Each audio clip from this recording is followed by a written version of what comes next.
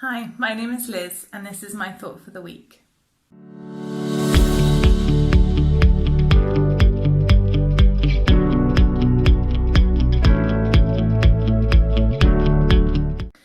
So this week I've been thinking a lot about disappointment. Perhaps you can guess why. I did watch a football match and I was very disappointed that England lost. And it's funny because I don't really watch football ever, and I just was so gutted for the team, absolutely gutted. And actually what surprised me was how much of an impact this feeling of disappointment had on me. I felt literally very sad, and that really surprised me. And then the next day there was another incident where someone had let me down, and I just felt so disappointed. And I thought, I just felt crushed.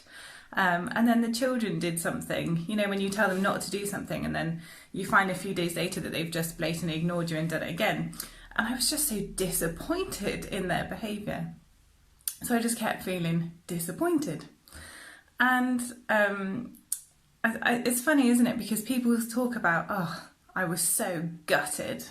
When you think about that expression, it's really strong. Gutted, that's like someone's hollowed out a chunk of your insides. There's almost like there's a shell left.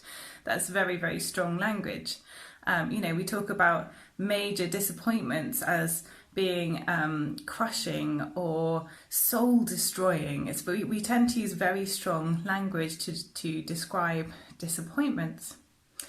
And I always remember when I was a child, if I did something naughty, my mum would always shout at me and my dad would be very quiet, and I'd go up and I'd say sorry, and he'd just look at me and he'd say, "Well, I'm just so disappointed."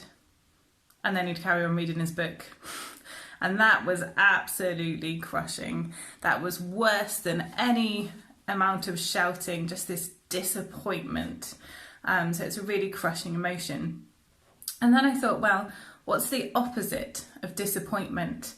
And in the English language, it's actually not clear cut like happy or sad, up or down. You look at the opposite of disappointment, there's actually a whole array of options. So I found a few, I'm going to read them out.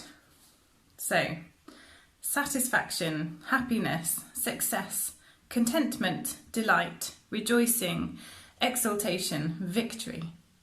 And when I read those words, I just immediately thought of scripture. So I'm just going to read some verses now that talk about some of those opposite emotions and feelings. Psalm 37 verse 4 says, "Take delight in the Lord, and he will give you the desires of your heart." Psalm 35:9 says, "Then my soul will rejoice in the Lord and delight in his salvation." Psalm 16 verse 11, "You make known to me the path of life, and you will fill me with joy in your presence, with eternal pleasures at your right hand." Psalm 19 verse 8, "The precepts of the Lord are right, giving joy to the heart. The commands of the Lord are radiant, giving light to the eyes."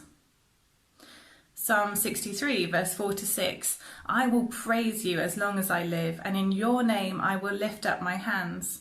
I will be fully satisfied, as with the richest of foods. With singing lips my mouth shall praise you." 1 Timothy 6 verse 6-8, "But godliness with contentment is great gain. For we brought nothing into the world and can take nothing out of it. But if we have food and clothing, we will be content with that."